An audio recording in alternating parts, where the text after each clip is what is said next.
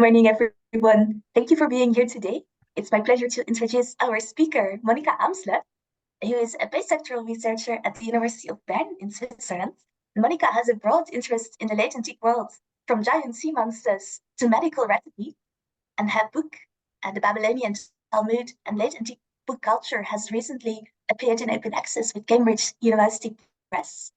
And today, Monika will take us in a journey behind the scenes of the Babylonian Talmud, looking at writing practices, knowledge organizing practices, and so on, in her talk entitled Creative Work with Excerpts. Monika, the floor is yours.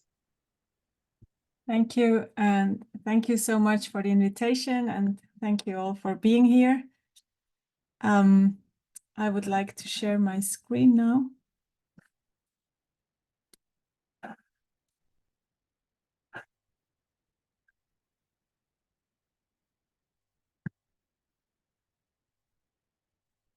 So, New York made quite an impression on the Swiss sculptor Jean Tinguely. So much so that it inspired him to create a sculpture in honor of these impressions, homage to New York. Now, Jean Tinguely was a kinetic sculptor, meaning that his sculptures generally included some kind of movement. Also, the Big Apple left various impressions on the Swiss. The machine he was proposing to the director of the Museum of Modern Art in New York was a self-destroying machine. This was in 1959, and performative art had not yet become a thing, and even less so the public destruction of a work of art. The director respectively told him, "No, thank you, but the purpose of a museum is to collect and preserve art, not to destroy it." But Tinguely was lucky that one of the curators felt bored and was intrigued. By calling the project an exhibit and not an installment, the director's concern could be diverted. On March 17th, 1960, the machine destroyed itself in front of the public. Why am I telling you this? Because the process by which homage to New York came into being is a good entryway to think about ancient text architecture, the planning that preceded the texts we are studying and for which we have mostly no evidence. In the case of homage to New York, it is just the other way around, though. The artwork is gone, but the drafts have remained. Indeed, except for some dull black and white video footage that only covers parts of the machine, there is no more evidence of the final product, except for the little suicide-faded machine that detached from the mother machine at some point, but did not make it to the pond because the material for the sculpture, including the motors, came from the junkyard. The machine was at the same time super elaborate, but also uncontrollable. The fact that Tinguely used trash raises interesting questions about the planning process, because he could not be sure what he would find and by what to be inspired, and he had to expect some surprises along the way, including unpredictable developments. The sculpture was thus at the same time self-constructing as well as self-destructing. And yet, one cannot just go to a junkyard and start collecting without a plan, or at least some idea of a plan. Tinguely made drafts. He knew what he was looking for, but then he also left room for surprises.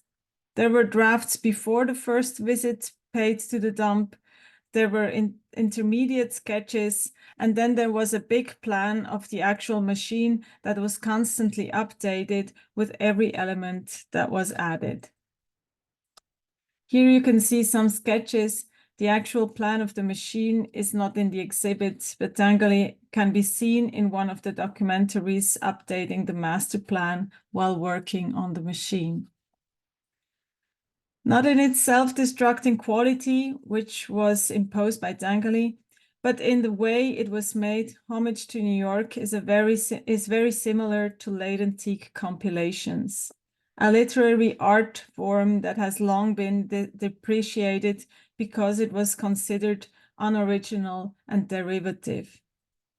And indeed, some compilations are more original than others. The less original ones represent simply the favorite pieces of readers, their collectanea. Aulus Gellius knows many such miscellanies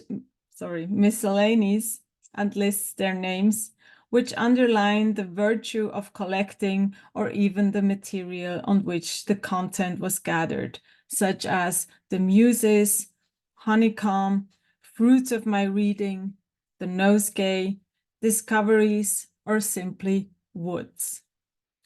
Aulus Gellius himself called the composition of his own notes after the place and time where he found the freedom to read Attic Nights.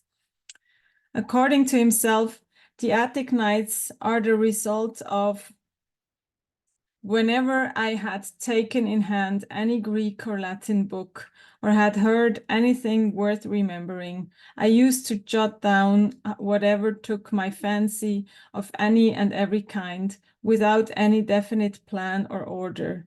And such notes I would lay away as an aid to my memory, like a kind of literary storehouse.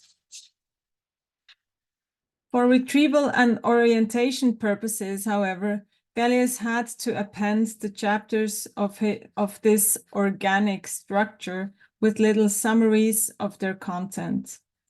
Tangali and Aulus Gellius thus proceed from what they have or find and order as they go or don't. Another way of going about such a project is to first make a distinct, even perfect plan and collect material according to this plan. This approach to text architecture is closer to actual architecture, and I think the 9th century monastery map found in Senegal is a good illustration of this approach. The scheme has never actually been implemented for a monastery and is today considered a concept map for the perfect monastery. Its purpose is to serve as a basis to make decisions in the process of building or enhancing a monastery. Pliny the Elder seems to have worked based on a similar literary concept map when collecting material for his great natural history. This can be assumed from the minute structure he followed both on a micro and macro level, beginning his survey of natural substances with the planets and ending with precious stones, 37 books later. Again, he was possibly not able to follow his concept map in every detail, but it helped direct his search and composition process.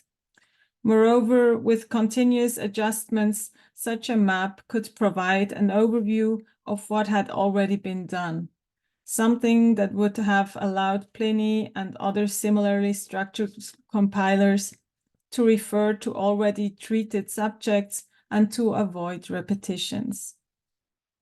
Of course, I am not suggesting that Pliny's plan would have looked anything like this map, although it is not impossible to think that overarching topics were depicted spatially. Maybe the plan was also rather a form of immaterial vision Pliny had in his mind. Considering the size of his project and recent scholarship highlighting the many unnamed and silenced co-workers in literary production, however, we should assume that there was a visual draft of the structure of the natural history somewhere that allowed also his staff to get orientation and contribute effectively. Maybe the plan was more like a table, and maybe open tasks were assigned by way of a roster like this Roman military roster found in Egypt. It assigns duties for the period from the 1st to the 10th October in 87 CE, including who is responsible for the baths, the apparel or the weapons, and who is off duty. If you think I am fabricating something out of the blue now with bits and pieces of unrelated information, you certainly have a point. But I would like to remind you that almost no architectural plans have come down to us, and this is the only military duty roster. But we know that many impressive cities and buildings were constructed during late antiquity and the imperial period. I'm talking about a long late antiquity here. And it would be crazy to assume, based on the extremely sparse evidence, that they constructed without architectural drawings. The same is true for the military, which was extremely well organized, but how exactly is mostly a matter of speculation. The drafts and plans simply did not endure the ravages of time. The monastery map from Senegal only survived because some 100 years later, a monk wrote the life of Saint Martin on the back and also on one square on the front of the drawing. Only this text and the fact that it had been drawn on valuable parchment saved the map from being thrown out. Back to Gallius. He made his project sound like a completely leisurely activity. Apparent effortlessness was, then and now, what makes a genius. But to what extent can and should we trust ancient authors?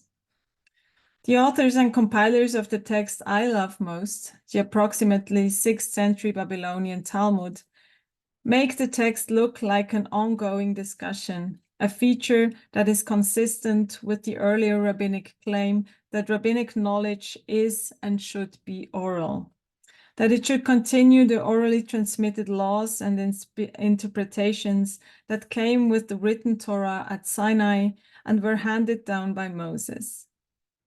But can some 2,000 folios of text have been unwritten knowledge that accumulated over a time span of approximately 200 or even 300 years before having been written down? Most scholars of rabbinic texts avoid the questions of composition by focusing on the content or by concentrating on layers based on language, Hebrew or Aramaic, and the medieval chronology established for the individual rabbis who say something. I wanted to ignore these issues as well by writing a dissertation on medical recipes in the Talmud. I soon realized, however, that something weird was going on. Some anonymous listed recipes had a very particular structure. So I show you this recipe for the structure. Please don't pay too much attention to the content because this is a whole different discussion and paper. So for the split head, bring a blah blah blah. So this is the major structure for and then bring or leiti, le and leiti. It was a structure that could also be found in Greek and Syriac recipes and pointed to the origin in a written recipe book. These recipe books usually work with formulaic structures to make it easier for the reader to distinguish between the recipes. So this marks the beginning of a new recipe. In the case of these recipes, then, it seemed I had found a written source. Yet the same structure appeared also when rabbinic sages seemingly spontaneously gave some medical advice. Here is another example. Abaya said, "My mother told me, for a one-day fever, bring a silver da-da-da."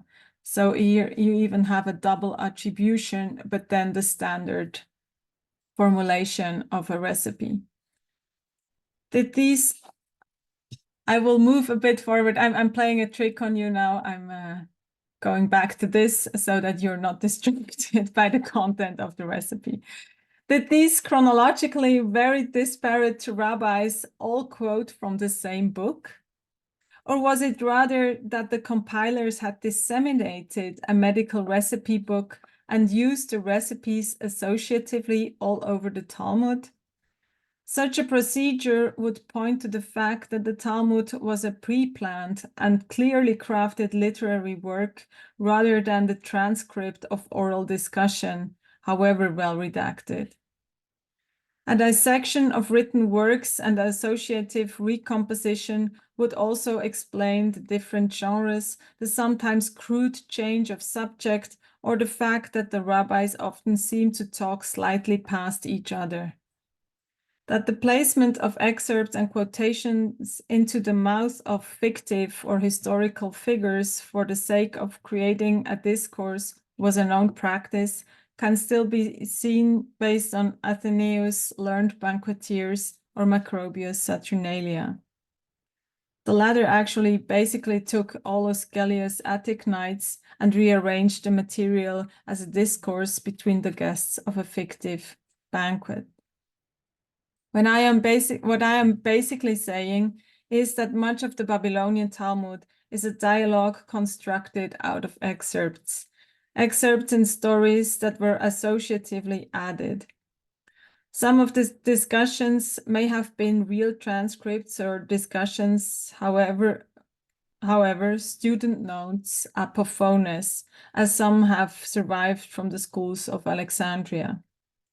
But even the latter were at times dissected to be rearranged according to the structure envisioned by the compilers, which I imagine as a group of people with different competencies and skills that worked quite efficiently together in an ultimately fairly standardized way. This had the advantage that the workflow could continue even if someone had to be replaced. The text architecture the Talmudic compilers were aiming at was actually pretty simple. The work should follow the structure and text of the Mishnah, a 2nd century rabbinic work, and provide commentaries on select lemmas. What was more difficult to achieve was the dialogue structure and the fact that the commentaries were not written up but crafted out of the already existing texts in the rabbinic archives and private libraries in order to preserve the original wording. How did they do it? Of course, just as with the drafts and sketches of text architecture, we have no account of how Pliny the Elder or Athenaeus went about their compilations and managed their data. In 1985, 2 Swiss scholars, I'm not related to all these people, this is really pure hazard, Albrecht Locher and Rolf Rotlander published an article in which they gave Pliny's research and compilation process some more thought. In particular, they brought Pliny's work into conversation with very small and thin wooden tablets found in the military camps of Vindolanda, England, and Vindonissa, Switzerland. Here is a photograph from Maréchal's discussion of the Vindolanda tablets, which illustrates the size of these tablets. And here are some wobbly but colored pictures I took last week at the Vindonissa Museum to give you some idea. Locher and Rotlander suggested that Pliny copied or had his secretary copy passages from the books he read and that were read to him and which concerned natural substances, the focus of his project, on such tablets. The tablets were then appended with a keyword or a keyword and one or several sub-keywords and stored according to these keywords. Maybe in boxes of wood, in baskets or in stone cases like this rare find here with the Greek inscription Dioscorides, 3 volumes. This collection and sorting process took considerable time, depending on how vast the archive or library was through which one toiled. According to his own count, Pliny sifted 2,000 books to gather information on 20,000 things.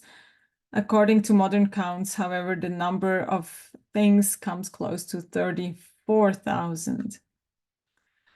So once Pliny had finished gathering excerpts and had his keywords collection ready, he picked the relevant slips for an entry and, because of the mobile nature of the excerpt, could arrange them like the pebbles of a mosaic until the order was rhetorically appealing. Only then would Pliny or one of his servants copy them on more expensive parchment or papyrus together with Pliny's editorial notes. This process left marks on the text. If the excerpts were not adapted or paraphrased, for instance, they retained their original style, vocabulary, even their language, and produced a rather rough text. Some compilers, Gellius in his Attic Nights, for instance, placed Greek excerpts next to Latin ones, only occasionally adding a translation. Likewise, the Palestinian and the Babylonian Talmuds both place undeterredly Hebrew next to Aramaic content. The method also resulted in idiosyncratic and sometimes quite rough analogies and combinations of subjects. Since considerable time had passed since Pliny or his employees and slaves had read the passage in context, wrong classifications usually remained wrong. Some excerpts were also classified under different keywords, although they pertained to the same thing. Hence, they ended up in completely different chapters. Locher and Rotlander's thesis has sometimes been criticized as too neat and too reminiscent of the modern index card system. Possibly. Then again, no other thesis has been proposed that explains how late antique authors were able to organize so many different sources under one overarching text architecture.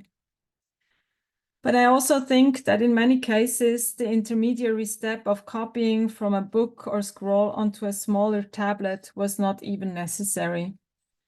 People already wrote, for the most part, on bits and pieces, on ostraca, tablets, papyrus, or leather scraps. Talmudic stories, for example, are either very short or are composed of individual short scenes, as if the authors adapted the story to their writing material. In many cases, it may just have been a resorting of the library, which consisted of literal chunks of knowledge, maybe sorted by author, and then they had to resort them according to keywords. Once the compilers of the Talmud started working on a particular lemma, they assigned keywords to it. Sometimes the lemma itself was among the keywords, sometimes not, and especially the additional keywords turned the Talmud into a commentary plus or excursive commentary.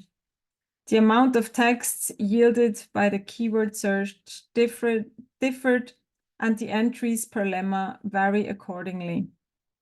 Because of the mobile nature of the excerpts written on tablet, wood, or paper scraps, they could be arranged and rearranged until a nice structure was found.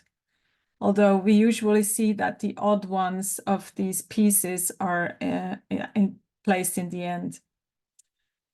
My sense is that the attribution of certain maxims and sayings to rabbis was done very faithfully, but that pseudepigraphic attributions were also common to maintain the dialogue structure and the sense of oral communication.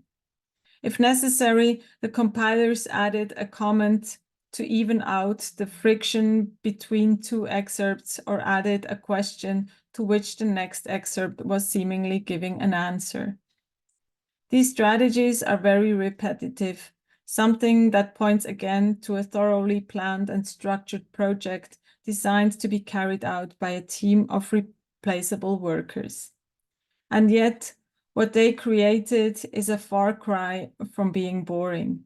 Rather, it is the constant change in tone and the new angles from which a subject is approached that makes reading the Talmud a similar experience as watching Tangali's Homage to New York destroy itself in ways that were planned, but also in ways that could not be planned due to the work with material that was not actually made for this purpose, but that had prior life in a completely different context.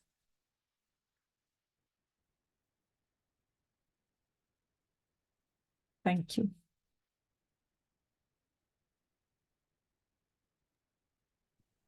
Thank you very much, Monika, for this wonderful talk. We now have time for questions. So if you have one, please either raise your digital hand or send a message in the chat if you can't speak. Oh, yeah, Dan, go ahead. Hello, thank you. Thank you very much. A very rich material and trying to organize the things that we've heard here. I was wondering,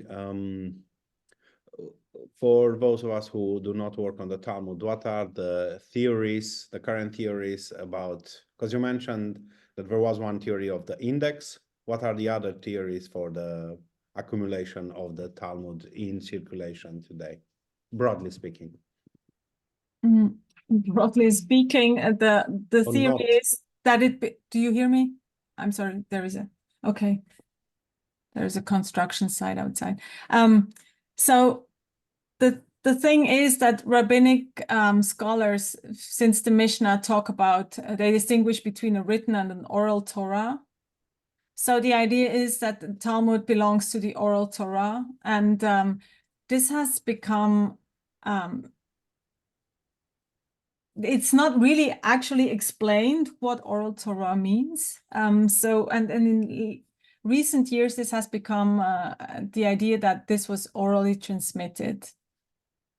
This meant oral transmission, and that the Talmud was really something that went from generation to generation, and then in the end, there was a gathering of all the people who knew most by heart, and then they would transcribe what the different schools knew by heart, like without text.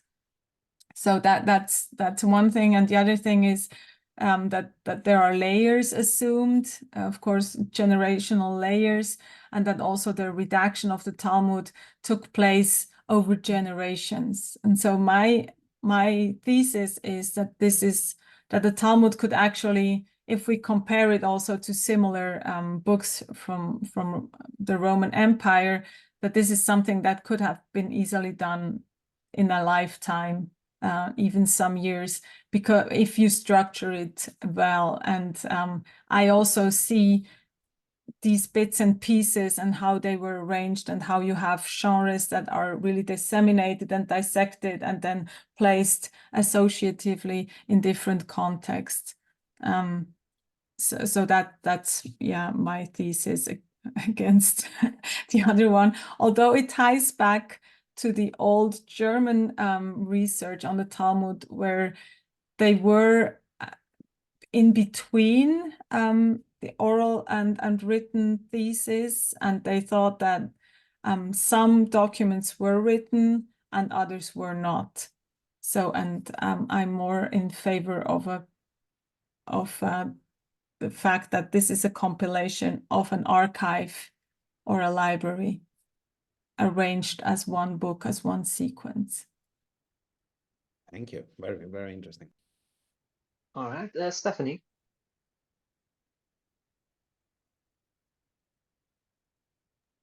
Thank you. Thank you so much. Thank you, Dr. Ramsden. I found this really fascinating, and I've loved how you tied it in with examples from other fields of human creativity. I had a little curiosity to share, but first a question. Again, I'm also a person who doesn't normally work on the Talmud or the Torah.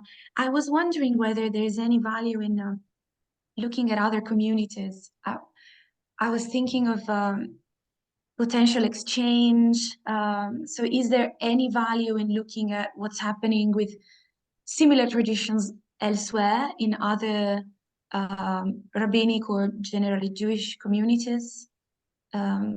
Is it something even relevant?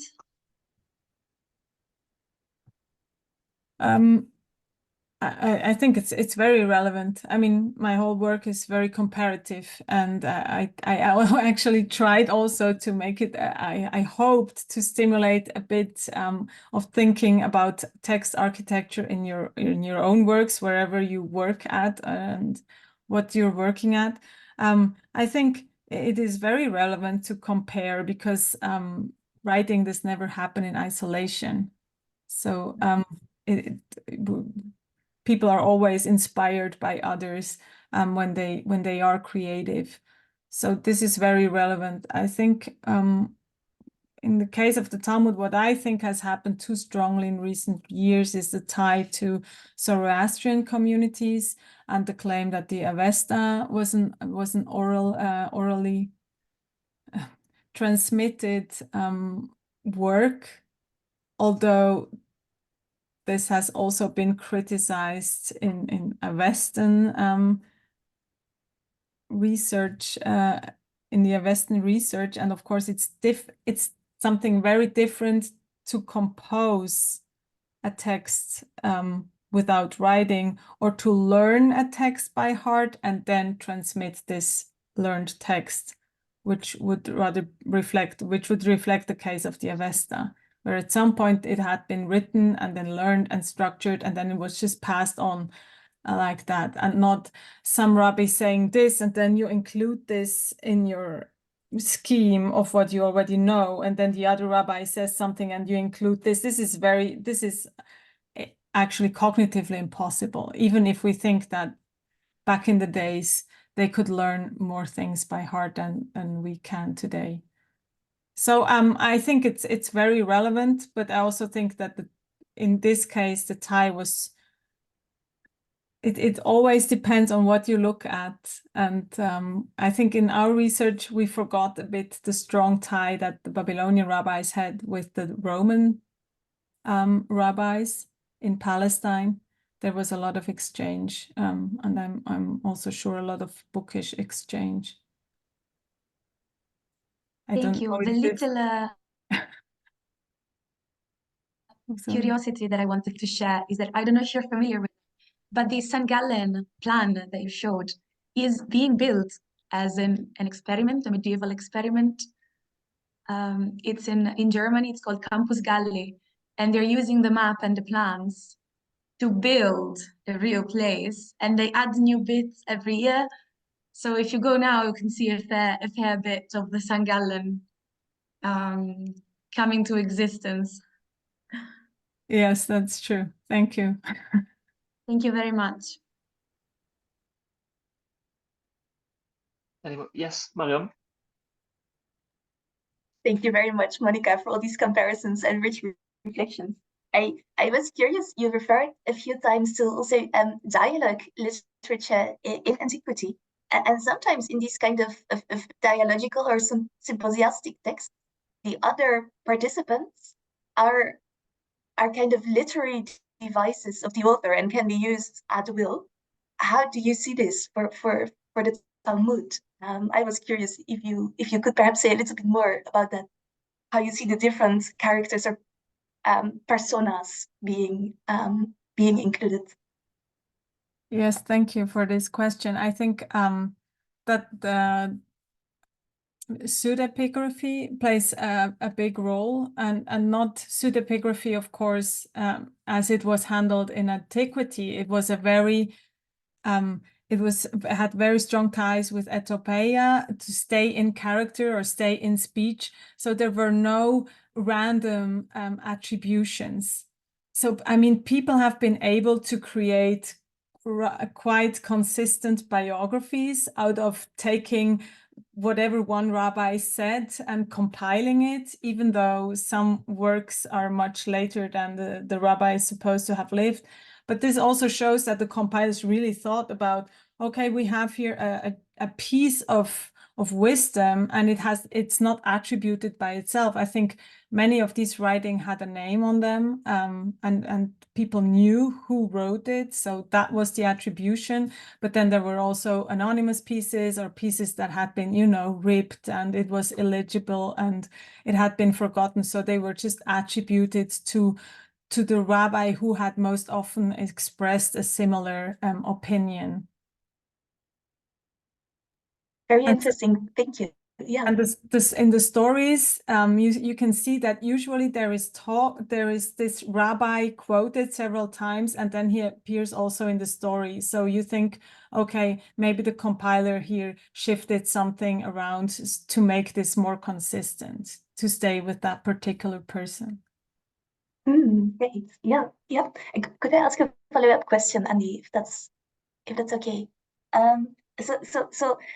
When you have the excerpts or the traces that you trace through your methods and your attention, what does this suggest about the archive of more complete texts or larger texts that people worked with or had available in the case of the composition of the Talmud? Do you see larger libraries or fuller books or that were then used for this excerption practices? I see, as I said, I see usually very short books. I think the composition was, I mean, we see this in late antiquity all across, that the people favored shorter compositions. And I think it has to do with the writing material. And what is interesting, there's usually the texts are very complete. Once you can trace a text throughout the Talmud, you find that it's actually not lacking anything. So I think that the idea was really to include all the writings there were. So I think they were just going through archives, and I see because we know of different schools, I think there were different archives, and that they were just, yes, then either copying these texts or they were allowed to just take them and to rip them apart in these bits and pieces in which they were already, pardon me, constructed or written up. Thank you. And I think there were also private libraries, and there was a lot of sharing, certainly, and probably double copies already. Thank you. Okay, Julie has a question. Yes, thank you, Monika. That was really inspiring. I think the sort of metaphor of architecture works really well for the sources you want to shed light on, so the compilation literature from late antiquity. But at the same time, I'm also wondering to what extent it could be a useful analogy for other types of texts, more, let's say, integrated narrative texts, where there's a larger overarching plot, which is composed of various elements. And that leads me to the question, to what extent this is really late antique, or whether your thesis could also be used to explain ancient sources, medieval sources. Yeah, thank you. I think actually, I'm sorry. Thinking about text architecture is just something, maybe it's just me, but I think we have forgotten to think about this. Like what's the mise en place before a text can happen, even in antiquity, and what are the resources? And I think, yes, the thesis works, or the idea works across chronologies. Well, what is different is that the writing technologies and the writing material that changes. And of course, there is a leap then with paper, and there is less scratching off and reusing, and there is more preservation than there was before. I think the big thing, or our problem, or my problem, is that in my period, drafts are not copied again, and they just perish. So we have really nothing left of these pieces. We just have, now in the case of the Talmud, we just have the final text that has been copied regularly and over, but the rest has just been dumped, probably burned. We don't know. But this is all across antiquity. We have no drafts. We have. That's why I always jump on things that I find, like this monastery plan. It's so rare that we have something intact like this that shows us. And yes, I think the same is with the structure that you said about literary narratives. I think they are done the same way. You usually have a nugget that is a quote from somewhere else, or you have an allusion or something. So there is always this compilatory technique also woven into the narrative. Okay, Georgia. Yeah, thank you. Thank you very much. It was fascinating, and it resonates a lot with some of the research that I'm doing with other excerpt collections. So I have a question that is, you answered to that partially already also during the presentation, but I just wanted to make sure that I understood correctly, because in my sources, I see a polarity between trying to preserve as much as possible, but rearranging it in a different ways, and just extracting what's useful for that moment and rearranging it. And so I think that answering to Marion, you hinted at the fact that you see almost the whole text. So in your sources, more rearranging the whole text. And also, how do you see it? How did it, can you expand more on how it happened, like in a material way? So they took a text, put keywords, and then copy the passage again, and then rearranged in the final form. So 2 or 3 steps. Can you expand? Thank you. Thank you so much. Actually, when I prepared the lecture, I thought, oh, 20 minutes is very short, but we have a lot of time to discuss, so I can just hint at several things and they will ask. That's great. So I think the problem with the Locher-Rotlander thesis is really that, yes, these tablets look like index cards. So the idea is really, okay, they find something interesting, and then Pliny, they write about Pliny. He finds something interesting, he copies it or has it copied, and then writes a keyword on it and then stores it, right? Now, the more I think of it, I think this is really too neat. And in the case of the rabbis, where I really see there are no questions left, actually. There are no personas mentioned in narratives where you cannot make the link to another story somewhere else, where you see, oh, that must be connected. So that's why, that's how. So there are no questions left in the end. Also in the recipe treatise I recomposed, there are no gaps. If you compare it to other recipe books, there are no major gaps. So everything is covered. So they really took it apart, but I also think, okay, maybe they even worked with scissors when they were allowed to take something apart, or they copied it really on tablets. But I think that the keyword issue, actually, there were several ostraca found that have like neat gaps at the top or at the bottom that have been interpreted as classification things, like because it helps when you write the text only at the top or the bottom to sift through things. But there were no keywords. Sometimes there were numbers, but there were no keywords. So it, of course, just because we don't have it doesn't mean it wasn't there. But what this box with the Dioscorides 3 volumes made me think about, that it was maybe more keyword boxes or keyword baskets. And this would also explain why we don't find any keyword on the text itself. So it was more a grouping. And now in the case of the Talmud, these keywords were how this particular recipe or story related or quote related to a Mishnah, how did it relate to a biblical verse, did it just relate to wine, or some subjects like that. And then they ordered it, and then once they had a lemma,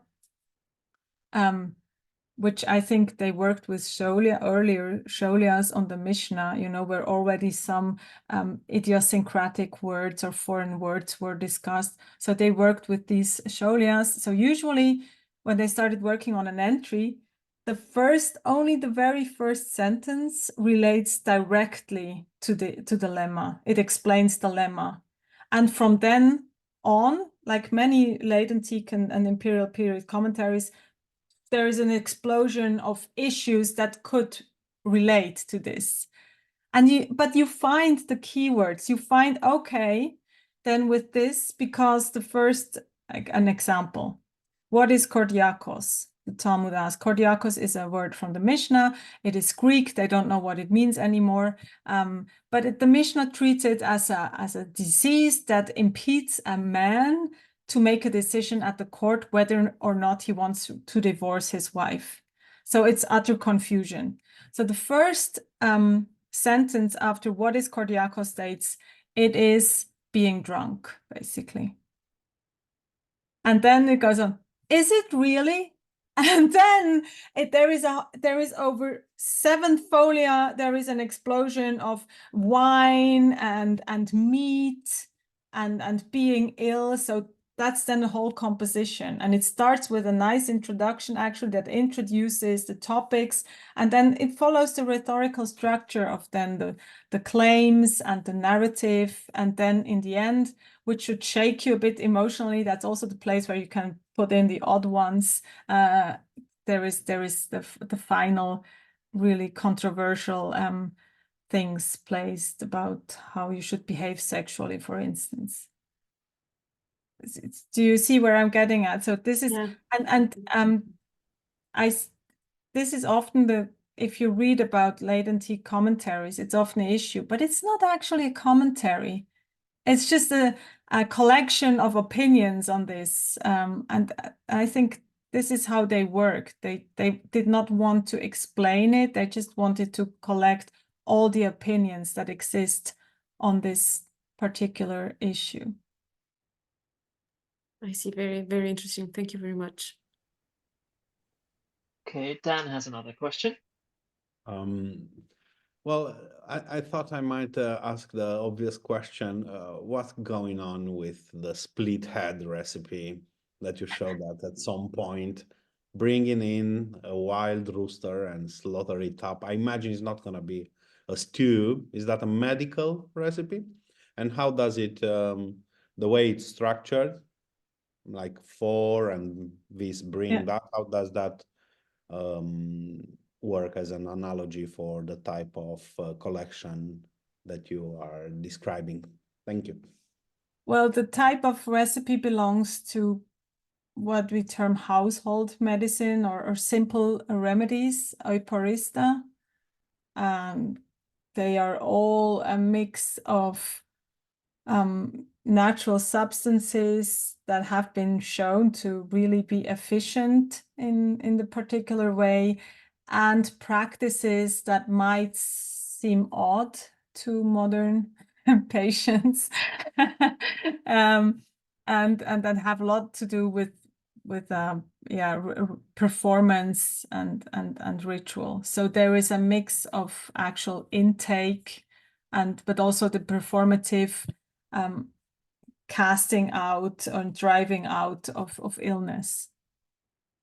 So maybe I like to say, okay, if the doctor enters in their white jacket, it already helps you. You already feel safe. It's also a performative act, so to say.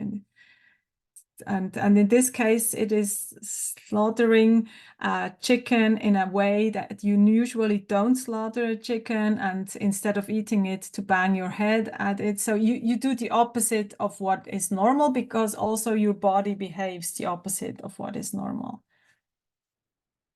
Is that giving an answer? Yes, very much so. Thank you. Thank you very much. An interesting parallel to bring in, isn't it? Thank you. Yeah, maybe try it. All right, thank you very much. With that, we will finish our session. Thank you very much, Monika, for a wonderful talk. Thank you everyone for joining us, and we'll see you next time. Thank you. Thank you very much. Thank you, everybody. Thank Bye. you. Thank you. Bye.